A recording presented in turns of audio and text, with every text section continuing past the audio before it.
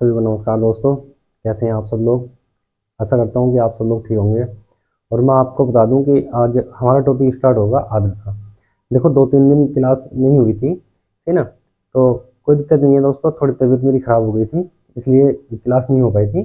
तो मैं आपको बता दूं ह्यूमिडिटी या आर्द्रता देखो क्या होता है दोस्तों। ये मैंने आपको बताया था हमारे वायुमंडल 3 संगठनों से मिलकर बना है ना। पहला धूलकण, दूसरा जलवाष्प और तीसरा एयरसोल। तो वायुमंडल में मौजूद जलवाष्प की जो मात्रा होती है उसी को हम क्या कहते हैं, ह्यूमिडिटी कहते हैं, यानी कि आर्द्रता कहते हैं। तो इसको लिख लेंगे, कैसे लिखेंगे देखो। वायुमंडल में मौजूद, लिखेंगे वायुमंडल में मौजूद, वायुमंडल में मौजूद जलवाष्प की मात्रा, जलवाष्प की मात्रा को आर्द्रता कहते हैं या ह्यूमिडिटी कहते हैं। आर्द्रता या नमी, इसको नमी भी कहते हैं, सही ना या नमी कहते हैं। दोस्तों यही होती है हमारी आर्द्रता या नमी, सही ना। और देखो आगे क्या है इसमें का दोस्तों, मापन कैसे किया जाता है। देखो मापन की अगर हम बात करेंगे तो इसका मापन कैसे किया जाता है। वायु में प्रति घन फुट आयतन पर, इसका मापन वायु में प्रति घन फुट आयतन पर ग्रेन इकाई में, सही ना, ग्रेन इकाई में इसका मापन किया जाता है। या फिर इसका मापन देखो दूसरे तरीके से भी किया जाता है, या प्रति घन सेंटीमीटर, या प्रति घन सेंटीमीटर पर ग्राम में किया जाता है,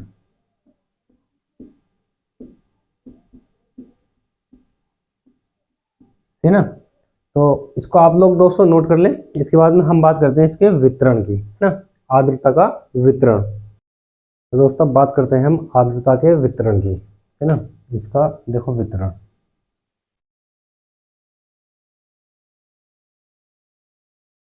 इसके वितरण को दोस्तों हम दो तरीकों से देखेंगे। एक तो देखेंगे पहला क्षैतिज वितरण,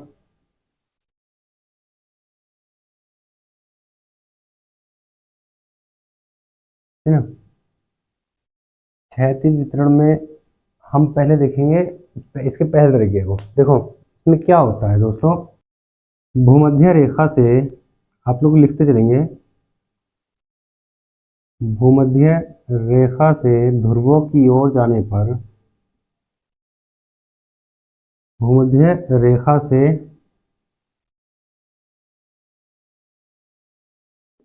ध्रुवों की ओर जाने पर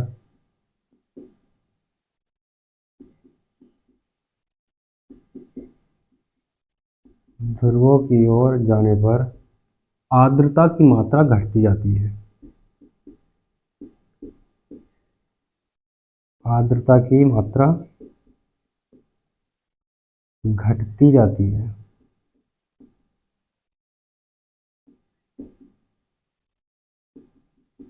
और दोस्तों इसका वितरण, क्षैतिज वितरण एक प्रकार से और होता है। कौन सा है वो, दूसरा तरीका देखते हैं इसका क्या होता है ना। क्षैतिज वितरण का पहला तरीका तो ये है कि भूमध्य रेखा से ध्रुवों की ओर जाने पर, है ना। तो देखो जैसे ये है हमारा, हाँ ये हमारी भूमध्य रेखा या 0 डिग्री रेखा है। ये यहाँ पर हमारे पोल्स हैं, है ना, ध्रुव। ये नॉर्थ पोल है एनपी, और ये है हमारा साउथ पोल। तो दोस्तों इसमें क्या होता है, जैसे जैसे हम जाएंगे ऊपर की तरफ इस प्रकार से ध्रुवों की तरफ, तो हमारी क्या ह्यूमिडिटी कम होती चली जाएगी, ह्यूमिडिटी हमारी दोस्तों कम होती चली जाएगी, सही है ना। इसी प्रकार से देखो इसका दूसरा है, क्षैतिज वितरण का दूसरा तरीका क्या है, जब हम महासागरों से, सही ना, महासागरों से महाद्वीपों की तरफ जाएंगे तो ह्यूमिडिटी कम होती चली जाएगी, सही है। इसको देख लेते हैं, महासागरों से लिख लेंगे, महासागरों से महाद्वीपों की ओर बढ़ने पर, महाद्वीपों की ओर बढ़ने पर वायुमंडल में, बढ़ने पर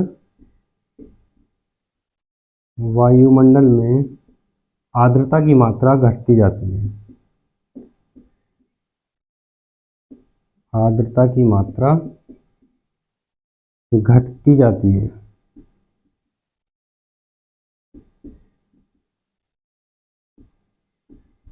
ठीक ना। तो देखो कैसे होता है दोस्तों, ये से हमारा कोई, मान लेते हैं ये हमारा कोई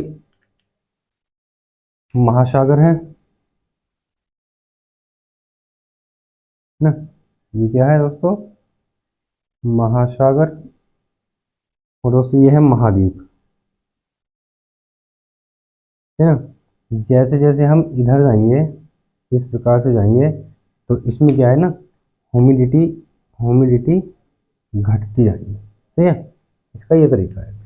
और दूसरा तरीका दोस्तों इसका होता है, दूसरा होता है इसका लंबवत वितरण, या इसको ऊर्ध्वाधर वितरण भी कहते हैं, है ना, या ऊर्ध्वाधर वितरण, लंबवत वितरण।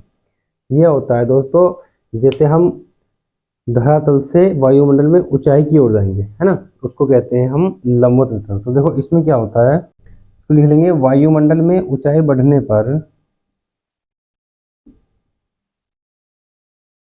वायुमंडल में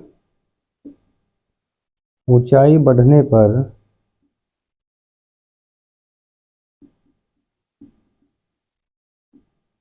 आर्द्रता की मात्रा, आर्द्रता की मात्रा तेजी से घटती है,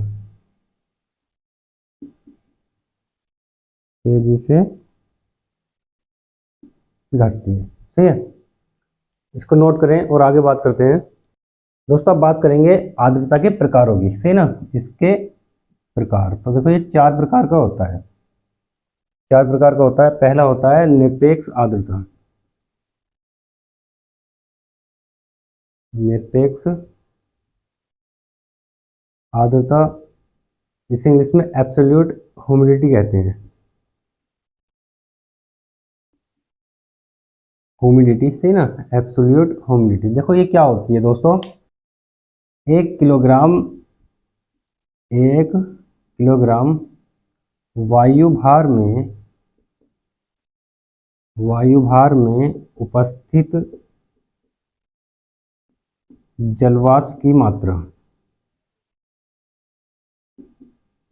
उपस्थित जलवाष्प की मात्रा, तो ये होती है दोस्तों हमारी एब्सोल्यूट ह्यूमिडिटी, यानी कि निरपेक्ष आर्द्रता। देखो क्या होता है, मैंने आपको बताया था ना, ह्यूमिडिटी क्या होती है। तो हम वायुमंडल का कोई, वायु का कोई ऐसा भार ले लेते हैं जिसमें जो 1 किलोग्राम वायु भार होती है, सही ना, उसमें जो हमारी ह्यूमिडिटी की मात्रा होती है, जलवाष्प की मात्रा होती है, उसी को हम निरपेक्ष आर्द्रता कहते हैं। देखो जैसे इसको उदाहरण से समझते हैं, उदाहरण से जैसे हमने मान लो 1 किलोग्राम ये वायु भार लिया, सही ना, ये क्या है, 1 किलोग्राम हमारा ये वायु भार है, टोटल वायु भार, है ना। अब इसमें जो जलवाष्प की मात्रा है, मैंने क्या बताया था कि हमारा वायुमंडल 3 चीजों से मिलकर बना होता है, सही है। तो इसमें देखो कुछ, ये है हमारा जलवाष्प, ठीक है, ये हमारा दोस्तों इसमें जलवाष्प हो जाएगा, तो इसको लिख लेंगे जलवाष्प। इसकी मात्रा है दोस्तों, इसमें जलवाष्प 20 ग्राम मान लेते हैं, है ना। तो दोस्तों यही हमारा निरपेक्ष आर्द्रता हो जाएगी, है ना। 1 किलोग्राम वायु भार में 20 ग्राम जो हमारा जलवाष्प होगा, तो वही हमारा क्या हो जाएगा, ये एक उदाहरण से हम समझ रहे हैं, यही हो जाएगा निरपेक्ष आर्द्रता, सही है। और दूसरा होता है दोस्तों इसमें हमारा, दूसरा होता है दोस्तों इसमें हमारा सापेक्ष आर्द्रता,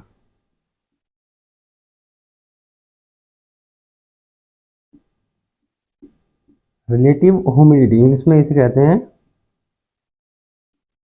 रिलेटिव ह्यूमिडिटी। तो देखो ये क्या होता है, तो देखो दोस्तों ये क्या होता है, सापेक्ष आर्द्रता। रिलेटिव ह्यूमिडिटी क्या होता है, किसी वायु में उपस्थित आर्द्रता की मात्रा और उसी वायु में और अधिक आर्द्रता धारण करने की क्षमता का अनुपात। ठीक है, उसी को कहते हैं हम सापेक्ष आर्द्रता। इसको कैसे लिखेंगे, लिख लेंगे वायु में उपस्थित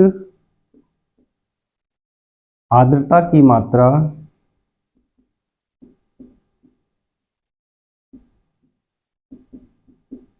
तथा उसी वायु में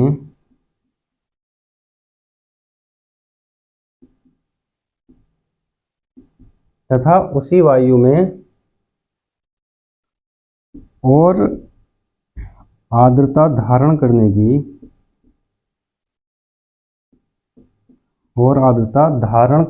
की मात्रा का अनुपात।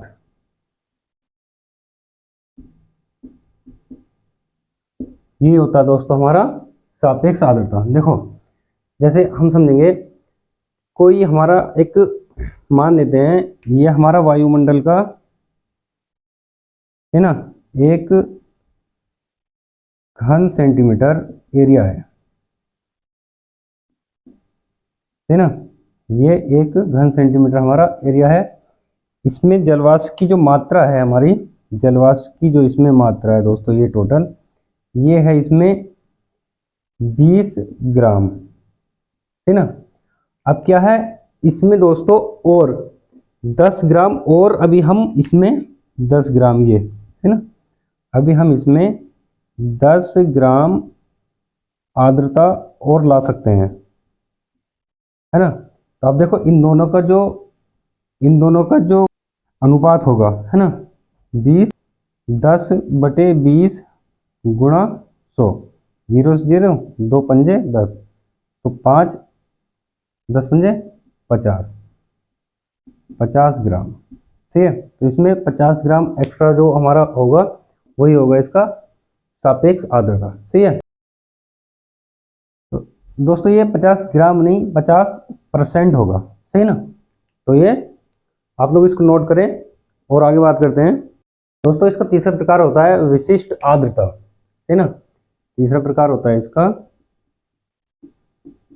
विशिष्ट आर्द्रता, इंग्लिश में कहते हैं इसे स्पेसिफिक ह्यूमिडिटी,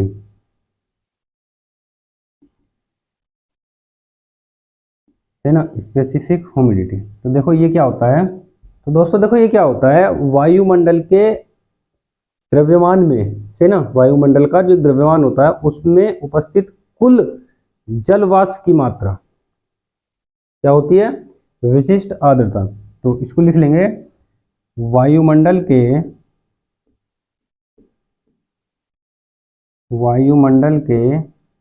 द्रव्यमान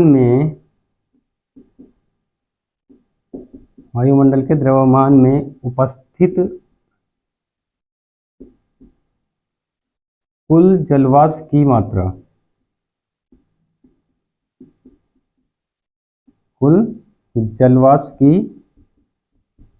मात्रा, यही होती है दोस्तों हमारी विशिष्ट ह्यूमिडिटी। सही है, तो दोस्तों देखो जैसे इसको उदाहरण से समझते हैं, जैसे क्या होता है, मान लेते हैं दोस्तों 1 किलोग्राम, है ना, 1 किलोग्राम द्रव्यमान में जलवाष्प की कुल मात्रा कितनी है, 20 ग्राम, है ना। लिख लेंगे जैसे 1 किलोग्राम द्रव्यमान में 1 किलोग्राम द्रव्यमान में जलवाष्प की कुल मात्रा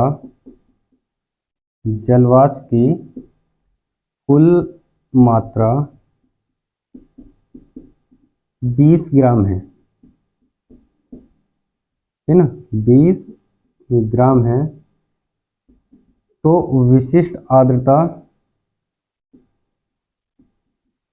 इसकी विशिष्ट आर्द्रता कितनी होगी, विशिष्ट आर्द्रता बराबर होगी इसकी 20 ग्राम प्रति किलोग्राम।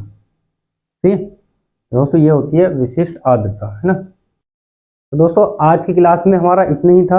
ये हमारी ह्यूमिडिटी और इसके प्रकार थे और इसका वितरण हमने आज की क्लास में देखा है सब कुछ। दोस्तों अगली क्लास में हम प्रेसिपिटेशन यानी कि वर्षण की बात करेंगे अकॉर्डिंग टू सिलेबस। सही है, हमारा जो सिलेबस था मैंने शुरू में आपको लिखाया था, जिन्होंने क्लास नहीं देखी है वो प्लेलिस्ट में जाके देख लें, मिल जाएगी। अगला टॉपिक हमारा प्रेसिपिटेशन यानी कि वर्षण है, जिसमें हमें कई सारे टॉपिकों को देखना है, उप टॉपिकों को। तो आप लोगों से मैं निवेदन करता हूँ कि हमारे चैनल को ज़्यादा से ज़्यादा सब्सक्राइब कर लें और अपने सभी दोस्तों को शेयर जरूर कर दें। ठीक है, तो अगर किसी को कुछ यहाँ समझ में नहीं आता है दोस्तों तो हमें कमेंट करके बता दें, नंबर मैंने डिस्क्रिप्शन बॉक्स में दे दिया है। सही है, और हमारे टेलीग्राम चैनल को भी ज्वाइन कर लें और फेसबुक पेज को जरूर फॉलो कर लें, क्योंकि मैं उस पर भी वीडियो डालता हूँ, वहाँ भी आपको मिल जाएंगी। सही है दोस्तों, मिलते हैं आने वाली क्लास में, जब तक के लिए धन्यवाद।